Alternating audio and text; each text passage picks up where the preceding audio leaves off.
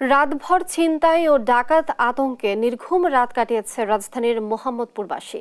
ছিনতাইয়ের ঘটনা ঘটে ঢাকা উদ্যান, ৭ মসজিদ হাউজিং ও ৪০ ফিট এলাকায়।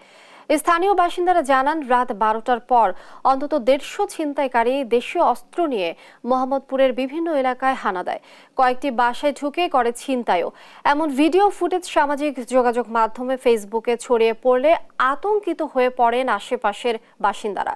এই সময় স্থানীয়রা ছিনতাইকারীদের বিরুদ্ধে প্রতিরোধ গড়তে মসজিদের মাইকে ঘোষণা দেন। এই সময় আহ্বানে সাড়া দিয়ে সড়কে নেমে আসেন শত শত বাসিন্দা। রাত জেগে তারা পাহারা দেন এলাকার অলিগলি।